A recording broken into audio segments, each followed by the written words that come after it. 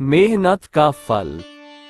एक गांव में दो मित्र नकुल और सोहन रहते थे। नकुल बहुत धार्मिक था और भगवान को बहुत मानता था, जबकि सोहन बहुत मेहनती था। एक बार दोनों ने मिलकर 1 बीघा जमीन खरीदी, जिससे वह बहुत फसल उगाकर अपना घर बनाना चाहते थे। सोहन तो खेत में बहुत मेहनत करता, लेकिन नकुल कुछ काम नहीं करता बल्कि मंदिर में जाकर भगवान से अच्छी फसल के लिए प्रार्थना करता। इसी तरह समय बीतता गया।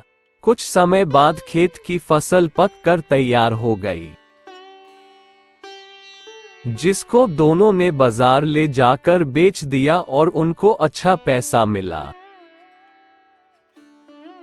घर आकर सोहन ने नकुल को कहा कि इस धन का ज्यादा हिस्सा मुझे मिलेगा, क्योंकि मैंने खेत में ज्यादा मेहनत की है। ये बात सुनकर नकुल बोला, नहीं, धन का तुमसे ज्यादा हिस्सा मुझे मिलना चाहिए, क्योंकि मैंने भगवान से इसकी प्रार्थना की, तभी हमको अच्छी फसल हुई। भगवान के बिना कुछ संभव नहीं है। धन के बंटवारे को लेकर दोनों गांव के मुखिया के पास पहुंचे। मुखिया ने दोनों की सारी बात सुनकर उन दोनों को एक एक बोरा चावल का दिया, जिसमें कंकड़ मिले हुए थे।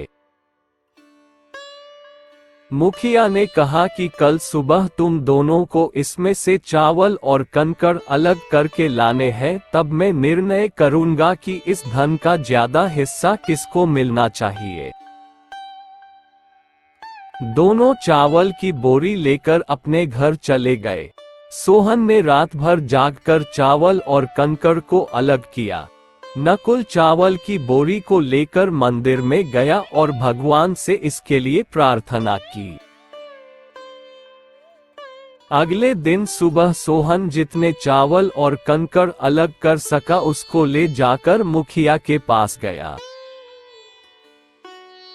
जिसे देखकर मुखिया खुश हुए। नकुल वैसी की वैसी बोरी को ले जाकर मुखिया के पास गया। मुखिया ने नकुल को कहा कि दिखाओ तुमने कितने चावल साफ किए हैं। नकुल ने कहा कि मुझे भगवान पर पूरा भरोसा है, चावल साफ हो गए होंगे। जब बोरी को खोला गया तो चावल और कंकड़ वैसे के वैसे ही थे।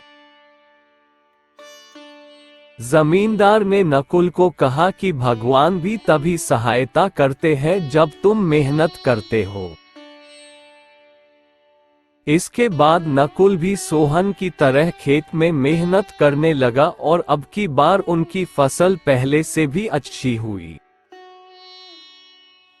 दोस्तों, इस कहानी से हमें ये सीख मिलती है कि हमें कभी भी भगवान के भरोसे नहीं बैठना चाहिए।